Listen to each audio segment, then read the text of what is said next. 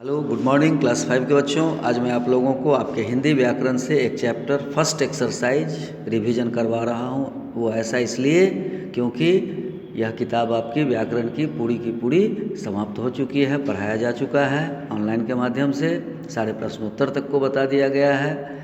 अब आप फिर से इसको एक बार रिवीजन में देखिए कि कैसे बताया जाता है, ताकि आप फिर से इसको आप समझ सकें।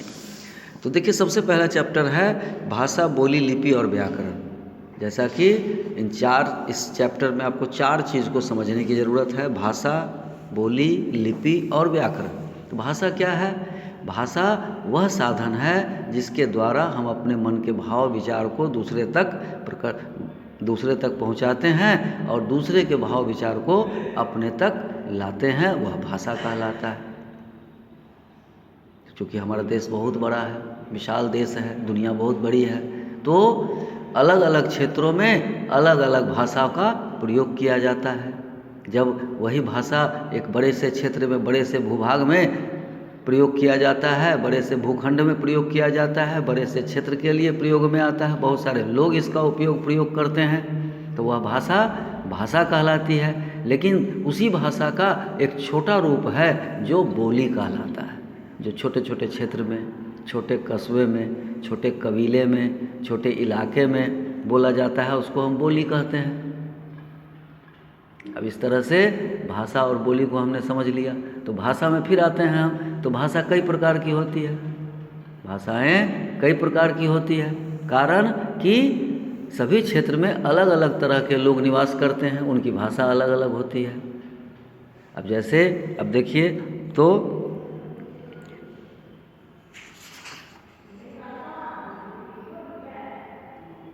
हिंदी है, तमिल है, असमिया है, सिंधी है, उर्दू है, मैथिली है, उड़िया है, संस्कृत है, तेलुगु है, कश्मीरी है, संथाली है, कोंकणी है, गुजराती है, कन्नड़ है, पंजाबी है, मणिपुरी है, बोडो है।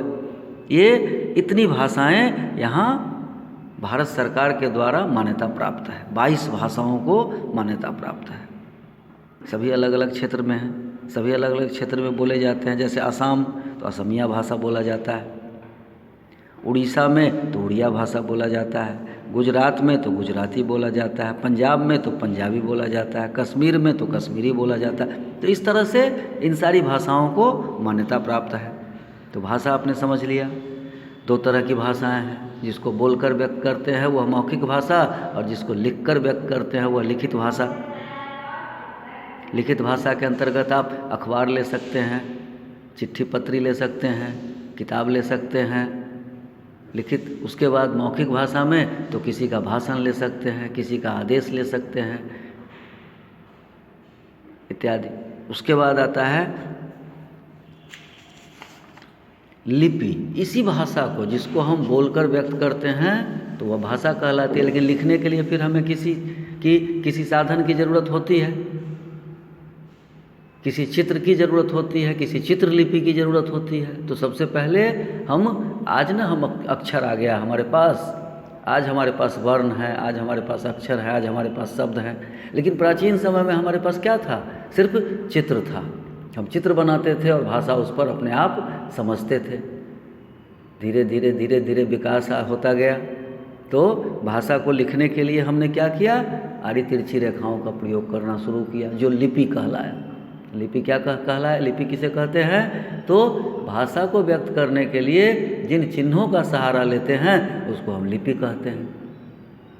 लिपि भी कई हैं। अंग्रेजी के लिए रोमन लिपि, उर्दू के लिए फारसी लिपि, हिंदी के लिए देवनागरी लिपि, इस तरह से कश्मीरी के लिए शारदा लिपि, इस तरह से और भी बहुत सारी लिपियां हैं। अब उसके बाद आता है व्याकरण। यह व्याकरण क्या है? तो व्याकरण वह शास्त्र है जो हमारी भाषाओं को शुद्ध करता है। शुद्ध कैसे करता है? तो उसमें हम लिखने के समय में कहीं एक वचन के जगह बहुवचन का प्रयोग कर देते हैं, कहीं हर्षिकार के समय दीर्घिकार का प्रयोग कर देते हैं, तो अर्थ बदल जाते हैं। एक वचन के जगह बहुवचन का प्रयोग कर देते हैं तो अर्थ बदल जाता है।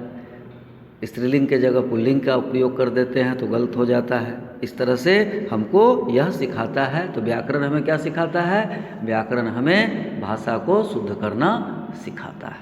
अब फिर दूसरे दिन मैं आपको दूसरा चैप्टर बताऊंगा।